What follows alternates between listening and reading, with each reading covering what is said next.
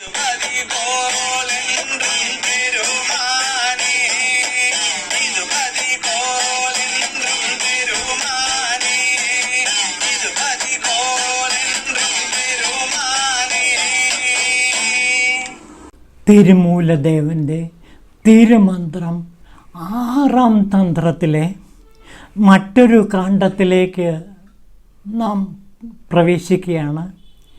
ശിവജ്ഞാനി ഏത് തരത്തിലുള്ള വേഷമാണ് ധരിക്കേണ്ടത് എന്നതിനെ കുറിച്ചിട്ടാണ് ഇവിടെ തിരുമൂലദേവൻ പറയുന്നത്. തിരുമൂലദേവൻ അങ്ങനെ പ്രത്യേകിച്ച് ഒരു വേഷത്തെക്കുറിച്ച് ഇവിടെ പറയുന്നില്ല. അതിനേക്കാൾ ഉപരി ശിവജ്ഞാന യോഗിയുടെ മാനസിക ഭാവത്തിനാണ്, ആത്മഭാവത്തിനാണ് തിരുമൂലദേവൻ പ്രാധാന്യം കൊടുത്തിരിക്കുന്നത്. ഏത് വേഷമണിഞ്ഞാലും ആ വേഷം ഏതിനനുയോജ്യമായിരിക്കണം? താൻ നേടിയ ആത്മജ്ഞാനത്തിന് അനുയോജ്യമായ വേഷം ധരിക്കണമെന്നാണ് തിരുമൂലദേവൻ ഇവിടെ പറയുന്നത്. നോക്കൂ, ജ്ഞാനമില്ലാത്തവർ ചെന്ന് നരകത്തിൽ പതിച്ചിടും, ജ്ഞാനമുള്ളവർ വേഷമില്ലേലും മുക്തരത്രേ. ജ്ഞാനമുണ്ടാവാൻ ഇച്ഛ കൊള്ളുവോർ ശിവത്തിങ്കൽ ജ്ഞാനമുള്ള പോൽ വേഷം കൈക്കൊണ്ടിരിക്കുമല്ലോ. ഒരു ജ്ഞാനി അയാൾക്ക് ആത്മജ്ഞാനത്തിന് സഹായകമായ ഏതൊരു വേഷമാണോ ധരിക്കേണ്ടത് ആ വേഷം ധരിക്കാം. ഇതാ നോക്കൂ, ജ്ഞാനമില്ലാത്തോ ചെന്ന് നരകത്തിൽ പതിച്ചിടും. ജ്ഞാനമില്ലാത്തവർ തീർച്ചയായിട്ടും നരകത്തിൽ പതിച്ചിടും. ശിവവേഷം ധരിച്ച് ശിവയോഗിയാണെന്ന് അഭിനയിച്ച് നടക്കുന്ന അജ്ഞാനികൾ എവിടെ പതിക്കുന്നു? നരകത്തിൽ ചെന്ന് പതിക്കും. അപ്പോൾ ശിവജ്ഞാനികൾ മാത്രമേ ശിവവേഷം ധരിക്കാവൂ. ആ വേഷത്തിന് ഏത് രൂപം എന്നുള്ളത് തീരുമാനിക്കേണ്ടത് ആ ശിവയോഗി തന്നെയാണ്. തൻ്റെ ആത്മജ്ഞാനത്തിന് ഉതകുന്ന ഏത് വേഷം വേണമെങ്കിലും ശിവജ്ഞാന യോഗിക്ക് ധരിക്കാം. പക്ഷേ അതെങ്ങനെയുള്ളതായിരിക്കണം? ഉള്ളിലെ ആത്മജ്ഞാനത്തെ പ്രകടീഭവിപ്പിക്കുന്ന വേഷവിധാനങ്ങളാണ് ചെയ്യേണ്ടത്. ജ്ഞാനമുള്ളവർ വേഷമില്ലേലും മുക്തരത്രേ. ജ്ഞാനി ശരിക്കും വേഷം ധരിക്കണമെന്നില്ല. ജ്ഞാനിക്ക് ഏത് വേഷം ധരിക്കാം. വേഷമില്ലേലും, ഒരു വേഷവും ഇല്ലെങ്കിലും ആ ആത്മജ്ഞാനി മുക്തനാണ്. അപ്പോൾ ആത്മജ്ഞാനി അയാൾക്ക് തോന്നുന്ന തരത്തിലുള്ള വേഷമായിരിക്കും ധരിക്കുക. അതിന് ഇന്ന വേഷം എന്ന് പറഞ്ഞ് ഒരിക്കലും ശിവവേഷം ഇന്നതാണ് എന്ന് പറഞ്ഞ് ഒരിക്കലും സ്ഥാപിക്കാനാവില്ല. ഒരു ആത്മജ്ഞാനിക്ക്, ശിവജ്ഞാന യോഗിക്ക് അയാൾക്കുതകുന്ന ഏത് വേഷം വേണമെങ്കിലും സ്വീകരിക്കാം. ചില ശിവയോഗികൾ ചിലപ്പോൾ ദിഗംബരന്മാരായിരിക്കും. കോണകം മാത്രം ധരിച്ച് സഞ്ചരിക്കുന്ന, ലങ്കോട്ടി മാത്രം ധരിക്കുന്ന എത്രയോ ആധുനിക ശിവയോഗികളെ നമുക്ക് കാണാൻ കഴിയും. അപ്പോൾ അങ്ങനെ ഏത് വേഷം ധരിച്ചാലും അയാൾ ആത്മജ്ഞാനിയായെങ്കിൽ തീർച്ചയായിട്ടും ആ വേഷം അയാൾക്ക് അനുയോജ്യമത്രേ. ജ്ഞാനം ഉണ്ടാവാൻ ഇച്ഛ കൊള്ളുവോർ ശിവത്തിങ്കൽ ജ്ഞാനമുള്ളപ്പോൾ വേഷം കൈക്കൊണ്ടിരിക്കും.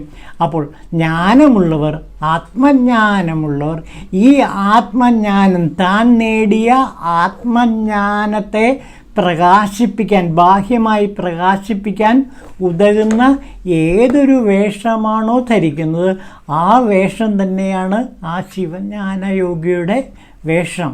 പലപ്പോഴും പല അവധൂതന്മാരുടെ വേഷവും വളരെ വികൃതമായിരിക്കാം. പക്ഷേ വേഷവും അവരുടെ ആത്മജ്ഞാനവും ഒന്ന് തന്നെയാണ്.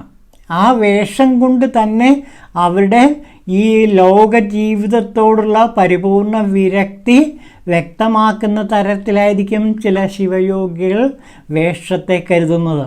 അപ്പോൾ ഒരു ശിവജ്ഞാന യോഗിക്ക് അയാൾ ആത്മജ്ഞാനത്തിന് ഉതകുന്ന ഏത് വേഷം വേണമെങ്കിലും സ്വീകരിക്കാം. അതിന് ഇന്ന വേഷമെന്നില്ല. ഇനി ശിവവേഷം ധരിച്ച് നടക്കുന്ന അജ്ഞാനികൾ നരകത്തിൽ പതിക്കുമെന്നാണ് പറയുന്നത്. അപ്പോൾ വേഷം കൊണ്ട് ഒരാളെ, ഒരു ആത്മജ്ഞാനിയെ, ഒരു ശിവയോഗജ്ഞാനിയെ വിലയിരുത്താൻ ഒരിക്കലും കഴിയില്ല. അതാണിവിടെ സത്യം. പലപ്പോഴും നമ്മളെപ്പോലെയുള്ളവർ അവരുടെ വേഷവിധാനങ്ങളെ മുൻനിർത്തിയിട്ടാണ് ഒരു ശിവയോഗിയെ വിലയിരുത്തുന്നത്. ഒരു യോഗിയെ വിലയിരുത്താൻ അയാൾ അണിഞ്ഞ വേഷത്തെ നോക്കിക്കൊണ്ടല്ല, മറിച്ച് ആ വ്യക്തി എന്തൊരു ആത്മജ്ഞാനമാണോ നേടിയത് ആ ജ്ഞാനത്തെ ആസ്പദമാക്കി വേണം നാം ഒരു യോഗിയെ വിലയിരുത്താൻ.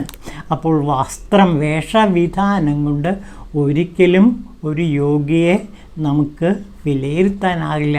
സാധാരണ ആത്മജ്ഞാനികൾ ഈ ആത്മജ്ഞാനത്തെ പ്രകടീഭവിപ്പിക്കുന്ന വേഷമായിരിക്കും പലപ്പോഴും ധരിക്കുക എന്ന് മാത്രം. പിന്നെ നോക്കൂ, ശിവജ്ഞാനികൾക്കും ശിവയോഗികൾക്കും ജഗത്തിൽ അവമേറ്റിടുന്ന വേഷം കൈക്കൊണ്ടിരിക്കുമല്ലോ. ശിവജ്ഞാനികളും ശിവയോഗികളും അവർക്കുതകുന്ന വേഷമാണ് ധരിക്കുന്നത്. അപ്പോൾ ശിവജ്ഞാനികളും ശിവയോഗികളും അവർക്ക് ഉതകുന്ന വേഷമാണ് പലപ്പോഴും ധരിക്കുക.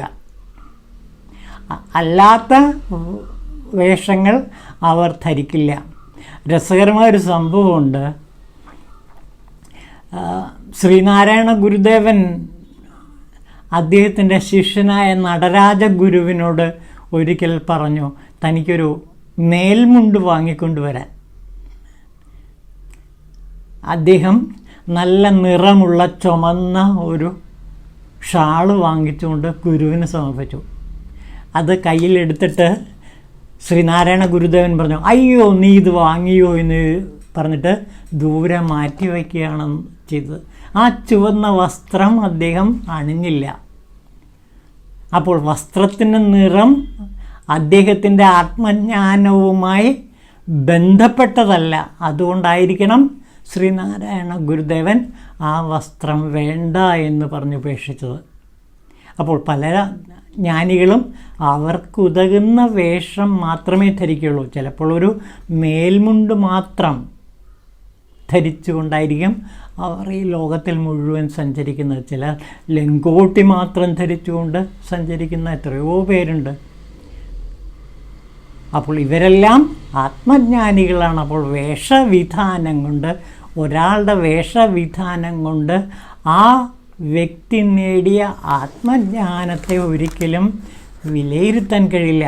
ആ ആത്മജ്ഞാനിയുടെ അടുത്തിരിക്കുമ്പോൾ ഏതൊരു ദിവ്യപ്രകാശമാണോ കണ്ണുകളിൽ നിന്ന് പ്രസരിക്കുന്നത്, ആ രശ്മികളുടെ പ്രസരമാണ് ഒരാത്മജ്ഞാനിയെ നമുക്ക് ബോധ്യപ്പെടുത്തി തരുന്നത്. ഒരാത്മജ്ഞാനിയുടെ സമീപത്തിരിക്കുമ്പോൾ തന്നെ ആ ആത്മജ്ഞാനിയുടെ ആത്മപ്രകാശം ഏതൊരു സാധകനിലേക്കാണോ ഒഴുകിയെത്തുന്നത് തീർച്ചയായിട്ടും ആ ഗുരു വലിയ ആത്മജ്ഞാനിയായിരിക്കും. അപ്പോൾ ഗുരുവിൽ നിന്ന് പ്രവഹിക്കുന്ന രശ്മികൾ, പ്രകാശരശ്മികൾ, ശാന്തിയുടെയും ദിവ്യതയുടെയുമായ രശ്മികൾ, ആ രശ്മികളാണ് ഒരു സാധകനെ ആകർഷിക്കുന്നത്. ഇനി നോക്കൂ, മുറുമുറുത്തലഞ്ഞിടും കഴുമരച്ചോട്ടിൽ നായ് പോൽ പിറുപിറപ്പിച്ചെറിയും വാനരത്തിനെ പോൽ ഒന്നിച്ചിങ്ങ് ഉടലും ഇന്ദ്രിയങ്ങളും ഇരുന്നാലും ചത്തപിണം നടന്ന പോൽ ജ്ഞാനിയും ചരിച്ചിടും. ഒരു ജ്ഞാനി എങ്ങനെയാണ് ശരീരബോധമില്ലാതെ, ഇന്ദ്രിയബോധമില്ലാതെയാണ് സഞ്ചരിക്കുന്നത്? എങ്ങനെ? ചത്തപിണം നടന്നാൽ പോലെ. ഒരു ചത്തപിണം എങ്ങനെയാണോ, ഒരു മരിച്ചുപോയ ശരീരം എങ്ങനെയാണോ നടക്കുന്നത് അതേപോലെയായിരിക്കും ഒരു ജ്ഞാനി ഈ ലോകത്ത് സഞ്ചരിക്കുന്നത്. ഇതാ നോക്കൂ, മുറുമുറുത്തലഞ്ഞിടും കഴുമരച്ചോട്ടിലെ നായയെ പോലെ. നായ എപ്പോഴും റെസ്റ്റ്ലെസ് ആയിരിക്കും. അതേപോലെ തന്നെ വാനരവും നായയും പോലെ ഇന്ദ്രിയങ്ങളുടെ പിന്നാലെ നിരന്തരം ചലിച്ചുകൊണ്ട് ഇരിക്കുന്ന ആൾക്കാർ ഒന്നിച്ചിങ് ഉടലും ഇന്ദ്രിയങ്ങളും ഇരുന്നാലും, അങ്ങനെയുള്ള ഇന്ദ്രിയങ്ങളാണെങ്കിൽ പോലും ചത്തപിണം നടന്നാൽ പോലെയായിരിക്കും ജ്ഞാനി നടക്കുക. അപ്പോൾ ഒരു ശവശരീരം എങ്ങനെയാണോ നടക്കുന്നത് അത്രയ്ക്ക് ബാഹ്യബോധമില്ലാതെ ആയിരിക്കും ഒരു ആത്മജ്ഞാനി സഞ്ചരിക്കുക. ആത്മജ്ഞാനി ആത്മാവിൽ തന്നെയാണ് ലയിച്ചിരിക്കുക, മറ്റൊന്നിലും ശ്രദ്ധിക്കുന്നില്ല. അപ്പോൾ ഒരു ചത്ത പിണം എപ്രകാരമാണോ സഞ്ചരിക്കുകയാണെങ്കിൽ അതേപോലെയായിരിക്കും ഒരു ആത്മജ്ഞാനി സഞ്ചരിക്കുന്നത്. ബാഹ്യതലത്തെക്കുറിച്ചോ ബാഹ്യ വിഷയങ്ങളെക്കുറിച്ചോ ഈ ആത്മജ്ഞാനി ഒരിക്കലും ചിന്തിക്കുന്നേയില്ല, ശ്രദ്ധിക്കുന്നേയില്ല. അതിനെക്കുറിച്ച് ഒട്ടും ബോധവാനല്ല. ആത്മജ്ഞാനത്തിൽ മാത്രം മുഴുകി, ആത്മാവിൽ മാത്രം കണ്ട് രസിച്ച് ആനന്ദഭരിതനായി നടക്കുന്ന യോഗി മറ്റൊന്നിനെയും ശ്രദ്ധിക്കുന്നില്ല. നോക്കൂ, സുന്ദരവേഷവും ജ്ഞാനിക്ക് നന്നായിരിക്കും. കണ്ടോ, ഇനി ഏത് വേഷം വേണമെങ്കിലും ജ്ഞാനിക്ക്, ആത്മജ്ഞാനിക്ക് അണിയാം. ഏത് വേഷം വേണമെങ്കിലും ആത്മജ്ഞാനിക്ക് അണിയാം. പക്ഷേ ആ വേഷം ആത്മജ്ഞാനിയുടെ ജ്ഞാനത്തിൻ്റെ പ്രകടീഭാവമായിരിക്കും. അതിന് വിരുദ്ധമായ ഒരു വസ്ത്രം, ഒരു വസ്ത്രധാരണം ഒരിക്കലും ആത്മജ്ഞാനി സ്വീകരിക്കില്ല. അയാൾക്ക് വേണ്ടത് ഗുണം എന്താ? താനറ്റ ബോധവേഷം ശിവയോഗ്യമെന്ന് ചൊല്ലാം. താനറ്റ, ഞാനെന്ന ഭാവമില്ലാത്ത ആ വേഷമായിരിക്കും ശിവയോഗി അണിയുക. ഞാനെന്ന ഭാവത്തെ, അതായത് സാത്വികാഹങ്കാരങ്ങളെ ഒന്നും ജനിപ്പിക്കാത്ത, അല്ലെങ്കിൽ താമസഭാവത്തെയോ രാജോഭാവത്തെയോ തമോ ഗുണത്തെയോ ഒന്നും ഉണ്ടാക്കാത്ത തരത്തിലുള്ള വേഷമായിരിക്കും ശിവയോഗി അണിയുക. അതായത് അതിൻ്റെ അർത്ഥം ഇതാണ്, ഒരു ശിവയോഗിയുടെ വേഷം 3 ഗുണങ്ങൾക്കും ത്രിഗുണങ്ങൾക്കും അപ്പുറമായ വികാരത്തെ, ശാന്തിയെ ജനിപ്പിക്കുന്ന വേഷമായിരിക്കും അയാൾ ധരിക്കുക. നോക്കൂ, താനറ്റ തന്മയോട് താൻ അവനായതു പിൻ നാനാത്വജാലം ശിവത്തിൽ തന്നെയുള്ളതെന്നും വേഷത്തിനൊത്ത നിഷ്ഠ കൈക്കൊണ്ട് ലോകത്തെങ്ങും ഭിക്ഷയേറ്റ് ഉണ്മതും ജ്ഞാനിക്കൊത്ത വേഷമാകും. ജ്ഞാനി എന്താണ് ചെയ്യുന്നത്? താനറ്റ തന്മയോട് താൻ അവനായതും പിൻ നാനാത്വജാലം ശിവത്തിൽ തന്നെയുള്ളതെന്നും മനസ്സിലാക്കും. അപ്പോൾ താനറ്റ്, അതായത് എന്നിലെ അഹംഭാവം പൂർണ്ണമായും മാറി താൻ ശിവനാണ്, ശിവോഹം ആണ് എന്ന് കരുതുന്ന ആ ശിവയോഗജ്ഞാനി വേഷത്തിനൊത്ത നിഷ്ഠ കൈക്കൊണ്ടല്ലോ, വേഷത്തിന് അനുയോജ്യമായ നിഷ്ഠകളായിരിക്കും ലോകത്ത് സ്വീകരിക്കുക.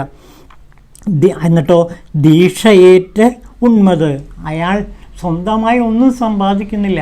ആരെങ്കിലും എന്തെങ്കിലും ദീക്ഷ കൊടുത്താൽ ആ ദീക്ഷ സ്വീകരിച്ച് അത് ആഹാരം കഴിക്കും. അപ്പോൾ ശിവജ്ഞാന യോഗിക്ക് സ്വന്തമായ ആഹാരം ഉണ്ടാക്കാൻ പോലും കഴിയില്ല. അതിൽ പോലും ആ യോഗി ശ്രദ്ധിക്കില്ല. ആരെങ്കിലും എന്തെങ്കിലും ഭിക്ഷ കൊടുത്താൽ ആ ഭിക്ഷ സ്വീകരിച്ചിട്ടാണ് ഈ ശിവയോഗജ്ഞാനി ജീവിക്കുന്നത് തന്നെ.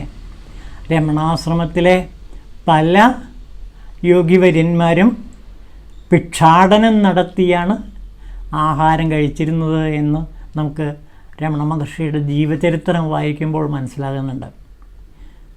ആരെങ്കിലും എന്തെങ്കിലും കൊടുക്കും, അത് ഭക്ഷിച്ച് അവർ ജീവിക്കും. രമണ മഹർഷിയുടെ ജീവചരിത്രത്തിൽ ചില രസകരമായ രംഗങ്ങളുണ്ട്. അവിടുത്തെ അന്തേവാസികൾക്ക് ഭക്ഷണം കൊടുക്കാൻ വഴിയില്ലാതെ വിഷമിച്ച് നിൽക്കുമ്പോൾ ഏതോ ഒരു ഭക്തൻ നിറയെ ഭക്ഷണ സാധനങ്ങൾ അവിടെ എത്തിച്ചതായിട്ട് പറയുന്നു. അവർക്ക് ഒരു നേരത്തേക്ക് ഭക്ഷണം ഇല്ല, എന്ത് ചെയ്യണമെന്ന് അറിയില്ല.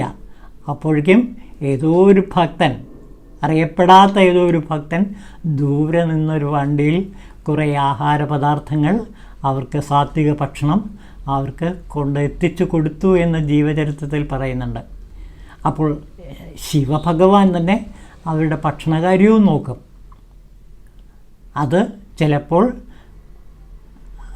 സാധകന്മാരുടെ രൂപത്തിലായിരിക്കാം, അല്ലെങ്കിൽ ഏതെങ്കിലും കാണികളുടെ രൂപത്തിലായിരിക്കാം, അല്ലെങ്കിൽ ഏതെങ്കിലും വിസിറ്റേഴ്സ് വന്നിട്ട് കൊടുത്തത് അവർ സ്വീകരിക്കുന്നു, അവർ ഭക്ഷണം കഴിക്കുന്നു. അപ്പോൾ അത്രയ്ക്ക് ആത്മജ്ഞാനികളായ ശിവയോഗികളുടെ ലോകമാണ് ഇവിടെ ഉണ്ടായിരുന്നത് എന്നാണ് ഇവിടെ വ്യക്തമാക്കുന്നത്. ഇതാണ് ജ്ഞാനവേഷത്തെപ്പറ്റി പറയുന്നത്. അപ്പോൾ ഒരു ആത്മജ്ഞാനിക്ക് അയാളുടെ ആത്മജ്ഞാനത്തിന് ഉതകുന്ന ഏത് വേഷം വേണമെങ്കിൽ സ്വീകരിക്കാം. ഇതാ നോക്കൂ, പത്മപുരാണത്തിലെ ഒരു സംഭവമുണ്ട്. പത്മപുരാണത്തിൽ ഭാഗവതം വായിക്കുന്നവൻ ഏത് തരത്തിലാണ് ഡ്രസ്സ് അണിയേണ്ടത് എന്നതിനെ കുറിച്ചിട്ട് പത്മമഹാപുരാണത്തിൽ വിവരിക്കുന്നുണ്ട്. ഞാനത് പറയാം. അപ്പോൾ കേൾവിക്കാരെന്താണ് ചെയ്യേണ്ടത്? കേൾക്കാനിരിക്കുന്നവർ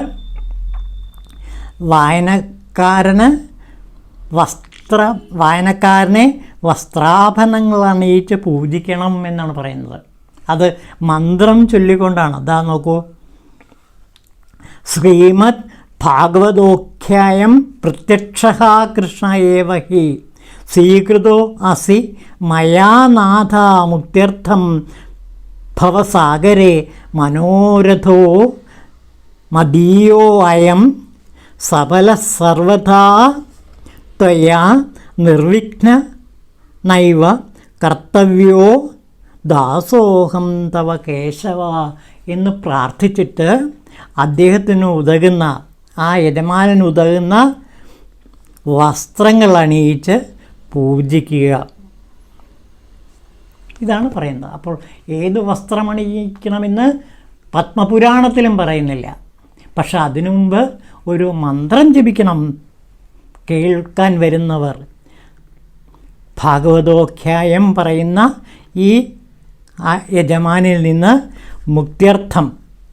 മുക്തിക്ക് വേണ്ടിക്കൊണ്ട് ഞാനിതാ ഈ വസ്ത്രം സമർപ്പിക്കുന്നു എന്ന് പറഞ്ഞുകൊണ്ടാണ് ആ ആചാര്യന് വസ്ത്രം സമർപ്പിക്കേണ്ടത് എന്നാണ് പത്മമഹാപുരാണത്തിൽ പറയുന്നത്. പല പുരാണങ്ങളിലും ഇതിനെക്കുറിച്ചിട്ട് വിവരിക്കുന്നുണ്ട്. ഇതാണ് ശിവജ്ഞാനയോഗിയുടെ വേഷത്തെക്കുറിച്ച് തിരുമൂലദേവൻ പറയുന്നത്. ഓം ശിവായ തിരുമൂലദേവായ നമഃ.